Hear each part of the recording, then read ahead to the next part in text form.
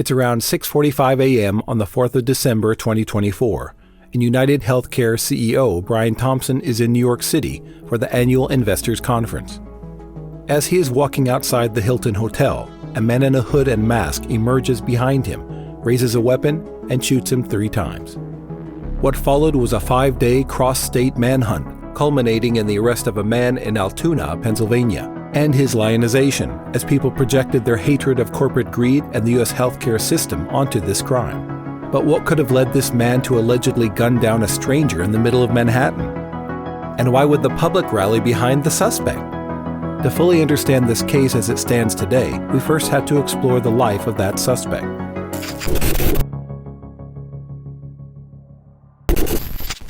Luigi Mangione was born on the 6th of May, 1998, in Maryland. His grandfather, Nicholas B. Mangione, was a self-made millionaire and real estate developer who, with his wife Mary, raised 10 children. The Mangione family were well known in Maryland, donating millions of dollars to the Greater Baltimore Medical Center, where a unit was named for them. A unit where Nicholas and Mary's 10 children would give birth to no less than 37 grandchildren, one of whom is Luigi. So he is born into a life of immense privilege, from the safety net provided by the generational wealth of his family to his social privilege as an upper-class, able-bodied white man in America. He is afforded every advantage society can offer. Until 2011, when age 13, Luigi contracts Lyme disease, a bacterial infection causing fever, headaches, fatigue, and rashes, which can spread to the joints, heart, and nervous system if untreated. He would later write on Reddit about noticing mild cognitive declines age 15, but being able to excel in high school despite these symptoms. And he would graduate from the prestigious Gilman School as valedictorian in 2016. 2016 is also when the Reddit account we just mentioned, which is allegedly linked to Luigi Mangione, would become active on the website, showing early interest in Pokemon and computer science, the latter of which Mangione would study, along with biology at the University of Pennsylvania. It is worth mentioning here that although in this video we have and will be referring to this account as Mangione due to this 2016 comment, linking a GitHub account with his name and photo, as well as the numerous parallels between the account activity and the known details of Mangione's life, it is still worth considering this link as alleged, as it has not been confirmed by officials. It isn't until July 2018 that we get the first mention of the health issues that would go on to become a dominant theme of the account's activity. Commenting on the brain fog subreddit, Mangione writes how the minor cognitive decline he had been experiencing for the past few years had worsened exponentially following his fraternity's Hell Week the year before. He describes the isolation he feels due to his condition, writing, "The people around you probably won't understand your symptoms. They certainly don't for me. As each test comes back negative, the doctors won't have a fucking clue what's going on." Mangione graduated in 2020 and began to work as a data engineer for a vehicle shopping firm. 2 years later, he moves to a co-living space in Honolulu, Hawaii. R.J. Martin, a friend that he lived with, would later describe to the New York Times that Mangione was dealing with back pain and had moved to Hawaii to get as healthy as possible before an operation. His spine was kind of misaligned, and he said his lower vertebrae were almost like half an inch off, and I think it pinched a nerve. Sometimes he'd be doing well, and other times not. He knew that dating and being physically intimate with his back condition wasn't possible. I remember him telling me that, and my heart just breaks. The condition RJ is describing here is spondylolisthesis, a spinal condition where a vertebra slips out of place, causing stiffness and pain. RJ would also describe that a surfing accident shortly after moving to Honolulu had aggravated Mangione's symptoms.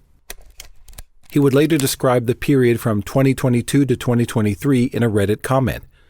"I got caught in this loop for a year, all the while putting my life on hold in my 20s and damaging my nerves while I waffled on the decision.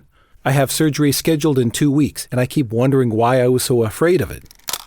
This comment was on the 7th of July, 2023, just after Mangione's symptoms had seemingly been aggravated further by another accident on the 4th, as it was later reported by NYPD that he had visited the emergency room with a back injury on this day. Mangione's Reddit account also potentially references this in a comment on the 19th of July.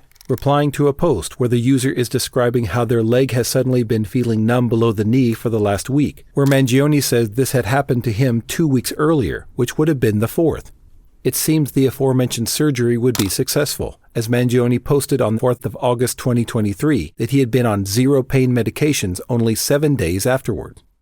Towards the end of 2023 and moving into 2024, Mangione would stay active on the spondylolisthesis subreddit, but would talk about his pain in the past tense, trying to motivate other people to advocate for themselves by sharing his story instead of opening up about his own pain. In January 2024, Mangione posted the following screenshot on X, which is decrying society as sick and saying that it needs to change.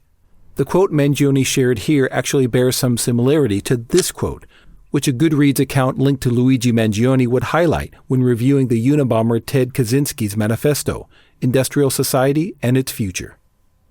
For anybody who isn't aware, Kaczynski is a domestic terrorist who murdered 3 people and injured 23 others in a bombing campaign between 1978 and 1995.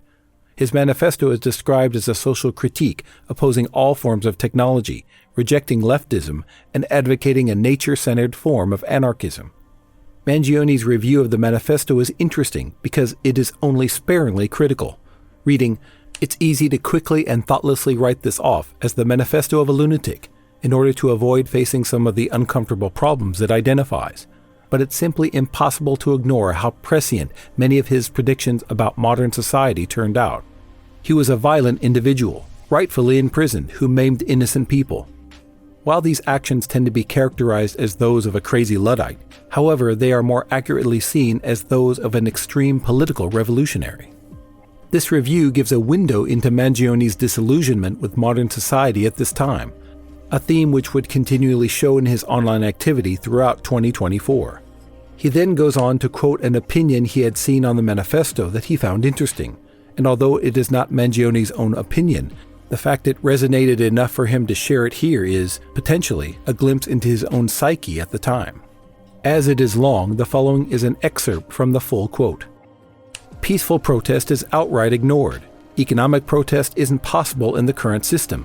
So how long until we recognize that violence against those who lead us to such destruction is justified as self-defense? These companies don't care about you or your kids or your grandkids. They have zero qualms about burning down the planet for a buck. So why should we have any qualms about burning them down to survive? We're animals just like everything else on this planet, except we've forgotten the law of the jungle and bend over for our overlords when any other animal would recognize the threat and fight to the death for their survival. Violence never solved anything is a statement uttered by cowards and predators."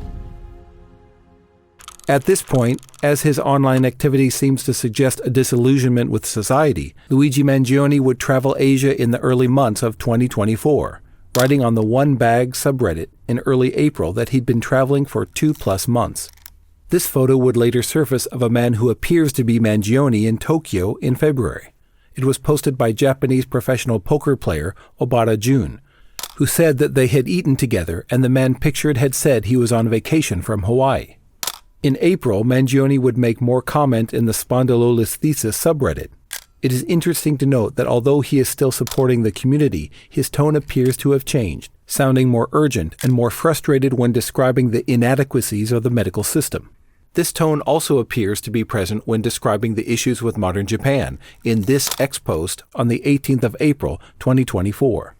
In early May, Mangione would speak with writer Gurwinder Bhogal, having purchased a $200 membership to his blog, The Prism, which entitled Mangione to a conversation with the writer. Gurwinder would later detail these conversations in an exceptional article, which is linked in the description. Luigi was warm and gregarious from the outset. He praised Gurwinder's writing and told him how excited he was to speak with him. The two spoke about personal agency, with Luigi echoing his disillusioned sentiments about modern Japan and saying he believed that people everywhere were giving up their agency due to modern society, increasingly living their lives as a series of reflex reactions rather than consciously choosing their behaviors. They discussed the Unabomber, and Luigi agreed that his actions were abhorrent, saying something like, "He deserved to be taken seriously, but he also deserved to be in jail." Gurwinder would later write that he had no idea that Mangione was capable of what he would be accused of doing only 7 months later. Following their conversation in May, the two remained in touch until the 10th of June, and Gerwinder would later describe his sense of Mangione in this period they were communicating. In my limited interactions with him, I never got the impression that he had spinal or mental issues, but I did get the sense that he felt alienated. He often decried the lack of social connection in the modern world, and on a couple of occasions he lamented that the people around him were on a different wavelength to him. This sense of alienation and lack of social connection in the modern world is parroted in Mangione's final activity on social media, which stopped around June of 2024. The last post on his X account was a discussion on the impact of smartphones and social media on mental health and brain plasticity, and his last post on Reddit shared this video to the now-banned Ted Kaczynski subreddit. As he stopped social media activity, Mangione would also distance himself from friends and family, with one friend texting him, "Where in the world are you?" in June, and his last contact with his mother taking place on the 1st of July. In September, a friend reached out to Mangione on X, writing in a now-deleted message, "Hey man, I need you to call me. I don't know if you're okay or just in a super isolated place and have no service, but I haven't heard from you in months. You made commitments to me for my wedding, and if you can't honor them, I need to know so I can plan accordingly." In October and November, others reached out on X in worried tones, asking if Mangione is okay, and saying that nobody has heard from him in months. His family is looking for him, and he is missed, loved, and in people's thoughts and prayers. On the 18th of November, Luigi's mother filed a missing persons report with San Francisco police, saying that he worked at a car listing website with an office there, although that location had permanently closed. The sergeant assigned to the case also spoke to a childhood friend of Luigi's, who said Luigi had failed to attend his wedding that summer. It is not confirmed if this is the same friend who reached out on X regarding wedding commitments in September. The sergeant reported that Luigi's friend didn't think it was likely he was suicidal, and that there had been some division between the young man and the rest of the Mangione family. He said Luigi had sent him a really detailed message about how life had gotten tough, and nobody understood him. And after this missing persons report is filed on the 18th of November, it would be only 21 days until everyone knew Luigi Mangione's name.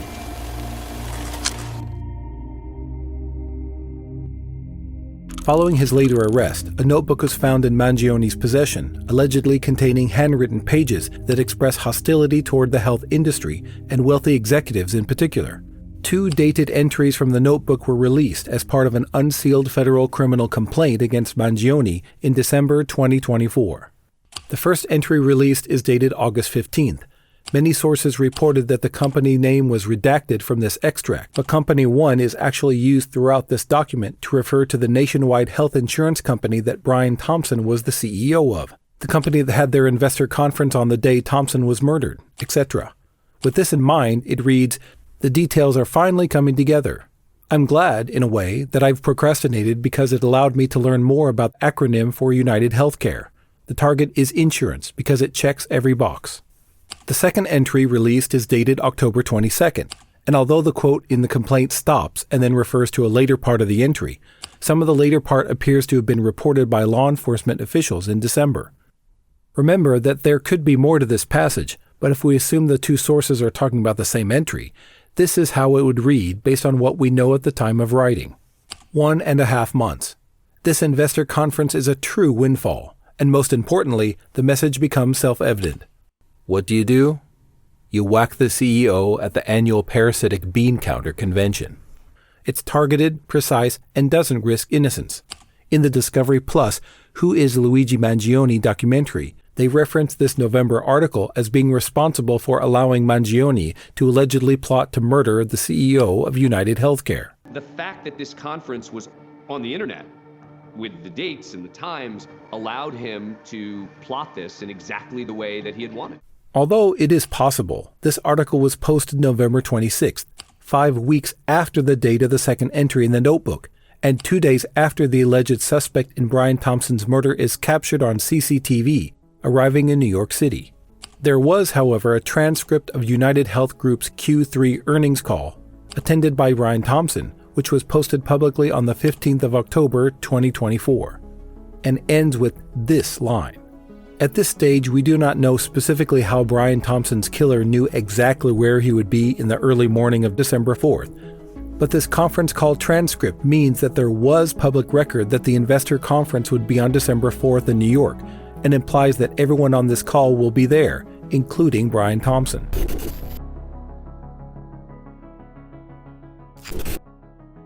As previously mentioned, the first sign of the alleged suspect in Brian Thompson's murder was at 9 p.m. on the 24th of November, when they were picked up on CCTV at Port Authority Bus Terminal. When Luigi Mangione was later charged in connection with the murder of Brian Thompson, the complaint describes the shooter's alleged activity during this time. What follows is a description of this activity, as specified in this criminal complaint. The shooter performed reconnaissance in the area around the victim's hotel and the conference venue where the victim was scheduled to speak, and checked into an Upper West Side hostel using this fake New Jersey ID. These now infamous photos of the shooter were captured after the desk clerk asked him to remove his mask when checking in. Other than this interaction, the shooter was consistently masked throughout his time in New York. On December 4th, 2024, at approximately 5:35 a.m., the shooter left the hostel wearing a gray backpack and rode an electric bicycle to the Midtown Hotel area. At 5:41, the shooter walked around the area of the Midtown Hotel and is seen purchasing items from a coffee shop and using a cell phone. At approximately 6:45 a.m., after waiting near the Midtown Hotel for around an hour, the shooter sees Brian Thompson, raises a weapon, and fires 3 times. Brian was hit at least twice in the back and the right calf. The shooter would then flee the scene on foot, running to the electric bicycle. At 6:48 a.m., the shooter is seen riding the bicycle into Central Park. The shooter is next seen on CCTV, leaving Central Park about 10 minutes later on the electric bicycle, but without the gray backpack. 2 minutes later, at approximately 7 a.m., the shooter is captured on video walking without the electric bicycle. The shooter got a taxi to the George Washington Bridge bus terminal at 7:04 a.m. This picture was captured by camera in the taxi. At approximately 7:30, the shooter is seen on CCTV entering the bus terminal. This would be the last trace of Brian Thompson's murderer on the 4th of December, 2024. The hunt for this killer, however, was only just beginning. The CEO of a leading multi-billion-dollar health insurer was shot to death. Now to the urgent manhunt for the killer of the United Healthcare CEO. The CEO of United Healthcare was shot and killed by a... At this point, we really haven't even been able to identify who he is. Brazen, targeted attack. You've seen some of the stuff people have been saying online is exposed just how angry folks are at America's healthcare system.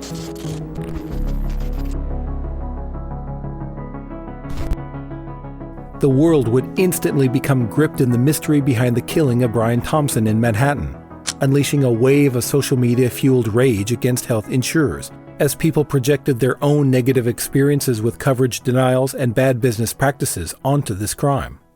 There is polling data where most people questioned that the crime was unacceptable, but it's just important to note at this stage that there was sympathetic reaction from some of the public, as this is contextually necessary to understand some of the upcoming events in this case. We'll dig into the context behind this reaction later in the video. On the day of Brian Thompson's murder, NYPD offered a reward of up to $10,000 for information about the shooter, and these now infamous CCTV images of the suspect were released. It was revealed that authorities had found cartridge cases at the scene with the words delay, deny, and depose written on them. The casing marked depose was from a round fired into Brian Thompson. The 3 words are similar to the phrase delay, deny, defend, which are tactics that critics of health insurance say insurers use to avoid paying claims. Jay Feynman's 2010 book of the same name, described as an expose of insurance injustice and a plan for consumers and lawmakers to fight back, would become an Amazon bestseller in the days following the shooting. On the same day, United Health Group published this statement on Facebook mourning the loss of Brian. The comment section was disabled, but over 100,000 users responded to the post with a laughing reaction. On the 5th of December, Brian Thompson's family released a statement mourning his passing. We are shattered to hear about the senseless killing of our beloved Brian.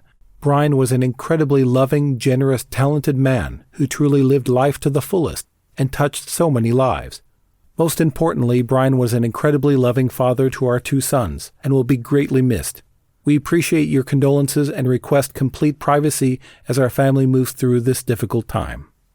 Brian's wife would also describe how her husband had been receiving threats prior to his death. There had been some threats. I don't know the details. I just know that he said there were some people that had been threatening him.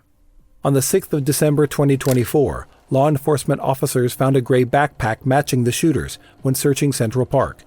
It contained a jacket and Monopoly money. For anyone who isn't aware, Monopoly is an economics-themed board game where players compete to buy properties and charge other players to land on them, winning when every other player has been driven to bankruptcy. On the 7th of December 2024, the FBI announced it was offering a reward of $50,000 for information leading to an arrest. We have to understand that at this point, there has been an assassination in broad daylight in the most densely populated city in America. Growing media frenzy around this case, and the killer appears to have vanished from right under the authorities' nose. Then, 2 days later, Luigi Mangione is arrested in Altoona. On the morning of the 9th of December 2024, Altoona police officers are sent to a McDonald's after a worker calls to say that a customer matches the description of the United Healthcare CEO murder suspect. Responding officers reported that they asked the customer to lower his mask and whether he'd been to New York City recently. They described how the man then became visibly nervous, falling quiet and starting to shake. They took him in for questioning.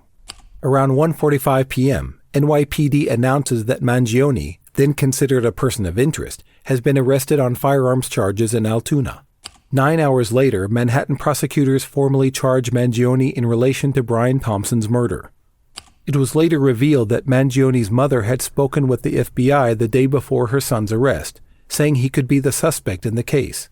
The December 2024 unsealed criminal complaint we have previously referenced would allege the following against Luigi Mangione: that he was in possession of a 3D printed weapon consistent with the weapon used to kill Brian Thompson, clothing matching the clothing worn by the shooter in the CCTV footage, several $1,000s in cash, a letter addressed to the feds, and the notebook we referenced earlier, and that when officers asked him for identification, he provided the false New Jersey ID that the shooter used to check into a hostel in New York. As well as the 2 dated extracts we have already gone over, the notebook found in Mangione's possession allegedly contained to-do lists and justifications relating to a murder, references to Ted Kaczynski, and contained a discussion about using a bomb that ultimately concludes a shooting is more targeted. The letter addressed to the feds is a 261-word document that would go on to be described as Mangione's manifesto. It was published in full by Ken Klippenstein on the 10th of December 2024, who claimed that major news outlets were selectively quoting from it but refusing to publish it. The manifesto claims that there were no other people involved in the crime and apologizes for any strife or trauma, but states that it had to be done, that frankly, these parasites simply had it coming. It goes on to describe how the U.S. healthcare system is the most expensive in the world, and that United is one of the largest companies in the U.S., but the country ranks roughly 42nd for life expectancy in the world. It says the issue is corruption and greed, which is allowed to continue by the American public. Ending, it is not an issue of awareness at this point, but clearly power games at play. Evidently, I am the first to face it with such brutal honesty. On the same day that Klippenstein publishes the manifesto, the Mangione family releases this statement regarding Luigi's arrest, and he is seen struggling with guards and yelling as he's bundled into a courthouse in Pennsylvania.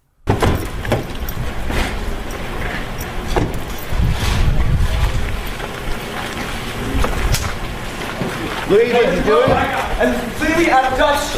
And it's an insult to the intelligence of the American people and lived experience. Friends of Mangione were interviewed in the media, invariably saying that they couldn't believe he had done this. That's a good question. He was like a super nice upperclassman, very competent. I don't think our club would have gotten very far without him. It was him and the other senior that were there that were kind of keeping the club together. I think it was a huge shock to everyone that I know. I remember the day the news broke, I was getting texts from people who went to Gilman with me, people who didn't. Everyone was asking if I knew him. I think it was very unexpected for everyone involved to think that he would be involved in that. But everyone just knew him as a quiet, reserved, nice kid, and he was obviously really intelligent, and everybody can tell that by his resume, of course. Yeah. When I saw the photo, I thought it was like a 35-year-old guy. It was like, he's a good-looking dude, like sharp jawline kind of thing. But I had no hindrance that it was him. I mean, in the back of my mind, I was like, I feel like that face is familiar, but it was like subconsciously, not really like on the forefront. My initial reactions were just shock, surprise, and I just would never expect someone who went to our school to, be involved in this. So it was just shock, really. I'm still shocked. There was even this bizarre moment where an interviewer talking to R.J. Martin, who we've previously referred to in this video, seems to accuse him of putting Mangione onto the Unabomber. Did he ever mention anything about the Unabomber or any other radical ideas? So I mentioned that one of the great ways he contributed to the surf break community was by spearheading a book club. And he presented a bunch of interesting books to read. I think we started with Outliers by Malcolm Gladwell. And a few texts in, I actually proposed that we read, it's kind of half joke, but read the Unabomber Manifesto. I always wanted to read it, but never got around to it. So that was my suggestion. We had a normal discussion, debate around it. Nothing that stood out at the time, no anger, no special affinity towards it, just, thought-provoking discussion. You suggested reading Ted Kaczynski's book. Why? Why were you interested in that? I have an academic background, and I really enjoy reading just about anything, different perspectives, right, left, middle, progressive, things about ancients, the future, and wanted to understand a little bit more about what he wrote, why he wrote it, and maybe some historical context around that. Okay, there's a lot of academic books. That's just interesting that tickled your fancy. Did you turn him on to the Unabomber? It sounds like it. I wouldn't say I turned him on to it, but it was my selection for our book club. Okay, because the manifesto that we got our hands on cites that quite often. Do you feel strange now that this guy who you lived 6 months with has now been picked up on murder charges? I feel strange because he was a great friend, and I consider him, a close friend, and that somebody who would assassinate somebody is completely incompatible with the person that I lived with, the person that I cooked meals with, the person that, was part of book club and other activities with. It's like two completely different human beings. On the 11th of December, it was announced by authorities that the gun found in Mangione's possession matched the shell casings found at the crime scene, and that his fingerprints matched fingerprints from a discarded water bottle and energy bar wrapper the suspect was seen buying just prior to the shooting. There was also this wild News Nation report on the 11th, where prison inmates can be heard shouting for Mangione's freedom.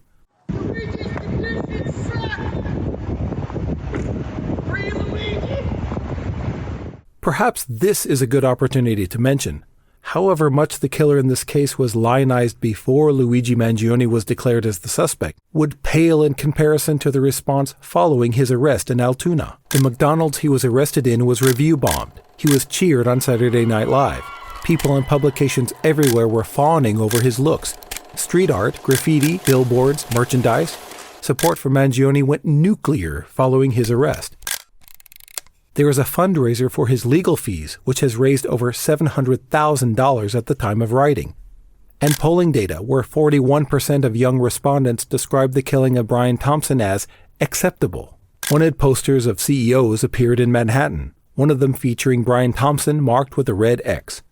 By some metrics, it is estimated that engagement with posts about this case surpassed posts about the assassination attempt of Donald Trump in July of the same year. And variations of the hashtag #FreeLuigi have been shared over 50,000 times on X. At the start of this video, I asked why some members of the public would rally behind the suspected killer in this case. Let's try and quickly unpack some of the context behind this reaction.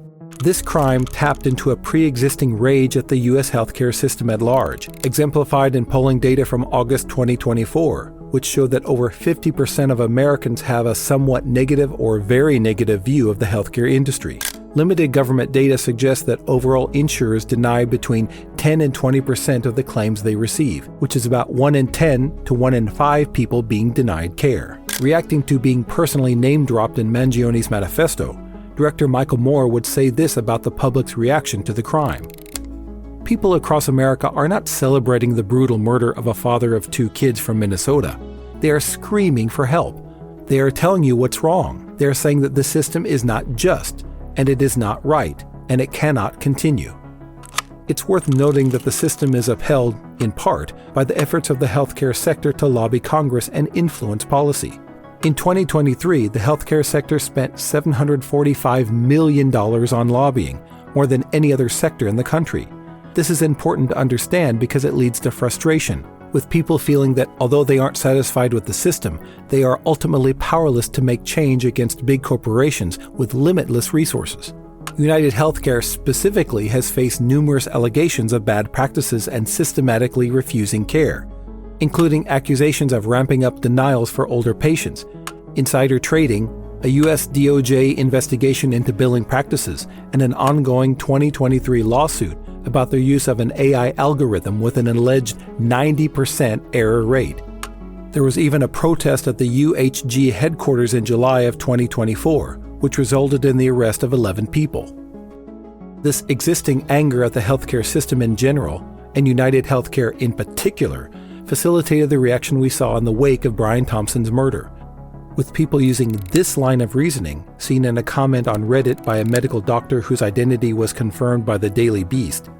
This idea was parroted by Sam Beard, a spokesperson for Mangione's legal fundraiser, when Law and Crime Network interviewed him about the case. It's brought up some really important questions about morality, about ethics, about the nature of our system. But at the end of the day, when you have an unjust system that degrades human life, someone is going to be the target of that anger. And it's either going to be the people who benefit from that system or the people who suffer the most under it, who are going to be scapegoated.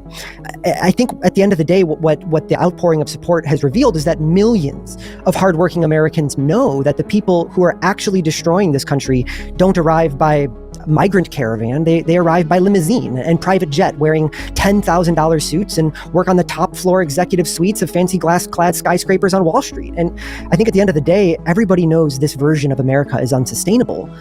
And the question has sort of emerged is, will people band together to bring dignity, liberty, and justice for all, or will things just continue to get worse? For Luigi Mangione, however, it's important to remember that none of this context will serve as a legal defense for allegedly gunning down a defenseless man in Manhattan. Let's get back to the case. On the 17th of December 2024, Luigi Mangione was indicted on charges of murder and terrorism. In a statement issued that day, Alvin Bragg called the attack brazen and targeted. This was a frightening, well-planned, targeted murder that was intended to cause shock, inattention, and intimidation. It occurred in one of the most bustling parts of our city, threatening the safety of local residents and tourists alike, commuters and business people just starting out on their day. On December 19th, having been held in Pennsylvania since his arrest, Mangione was flown to a Manhattan heliport, where he was slowly walked by a throng of officials and officers with assault rifles that included the New York City mayor and police commissioner. A CNN chief law enforcement and intelligence analyst suggests that the level of security was because of the level of public support Mangione had been receiving, that there would be greater security worries of someone trying to free him than attacking him. Mangione faces 4 new federal charges relating to stalking, firearms, and murder. He is eligible for the death penalty at the time of writing. Protesters stood outside the courthouse in New York, demanding changes to the healthcare system. Universal healthcare now, or free Luigi? And privatized healthcare is a crime against humanity.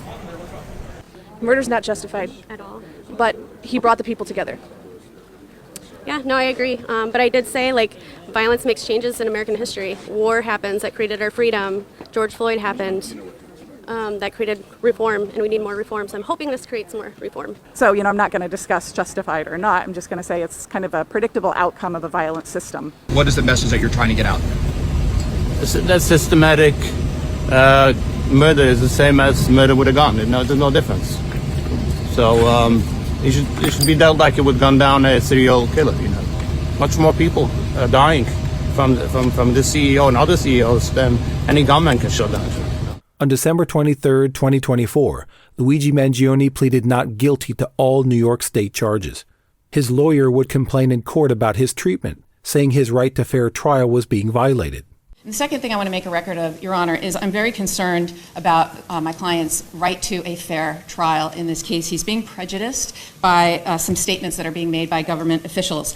Like every other defendant, he is entitled to a presumption of innocence. But unfortunately, the way this has been handled so far, his rights are being violated. And as you know, Your Honor, there's a wealth of case law guaranteeing his right to a fair trial. They are literally treating him like he is like some sort of political fodder, like some sort of spectacle. He was on display for everyone to see in the biggest staged perp walk I've ever seen in my career. It was absolutely unnecessary. He's been cooperative with law enforcement. He had been in custody for over a week. He waived extradition. He was cooperative at all accounts. There was no reason for the NYPD and everybody to have these big assault rifles that, frankly, I had no idea was in their arsenal. And I submit there was zero law enforcement objective to do that sort of perp walk. There's absolutely no need for that whatsoever. And frankly, Your Honor, the mayor should know more than anyone about the presumption of innocence that he too is afforded when dealing with his own issues. And frankly, I submit that he was just trying to detract from those issues by making a spectacle of Mr. Mangione. On the 14th of February 2025, Mangione's legal team launched a website with details of the legal schedule and a statement from Luigi. It reads as follows. I am overwhelmed by and grateful for everyone who has written me to share their stories and express their support. Powerfully, the support has transcended political, racial, and even class divisions, as mail has flooded MDC from across the country and around the globe. While it is impossible for me to reply to most letters, please know that I read every one that I receive. Thank you again to everyone who took the time to write. I look forward to hearing more in the future. On February 21st, Mangione appeared in court, again drawing crowds of supporters at a New York City courthouse. Miss Corporate Greed has got to go! Corporate Greed, we must fight! Corporate Greed, we must fight! Healthcare is a human right! Healthcare is a human right! We should be able to create a system that works for the people and not for generating the profit margin for the shareholders of these insurance companies. Not anyone else. These are taxpaying dollars for one person. But they say the murder free. Strange things that happen here, no stranger would it be. We met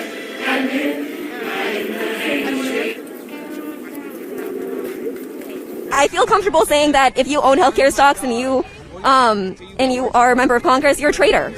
You're a traitor to this country. Eat the rich! Eat the rich! Eat the rich! Eat the rich! Eat the rich!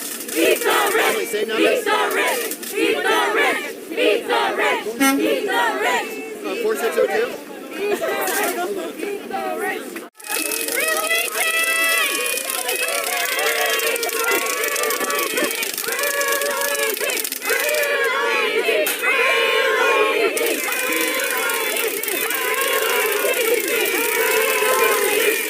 At the hearing, there was more evidence turned over to the defense, including police body cam footage, police reports, surveillance videos, data from a cell phone dropped at the crime scene, autopsy reports, and forensics.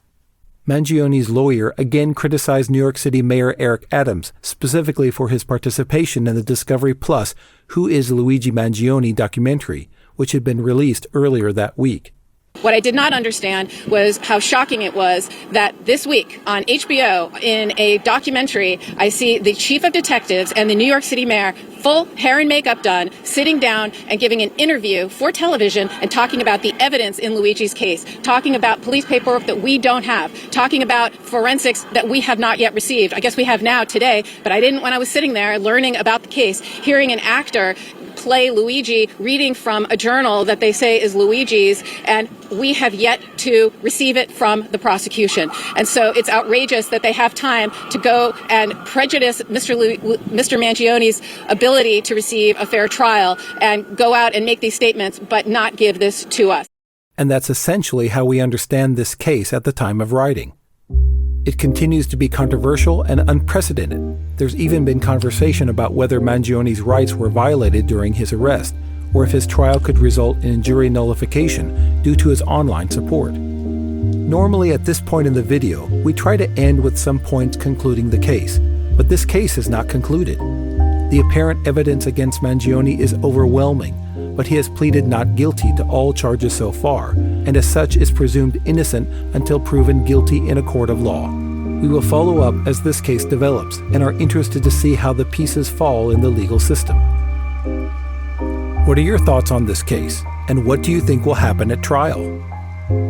If you enjoyed this video, like and subscribe to the channel for more true crime documentaries.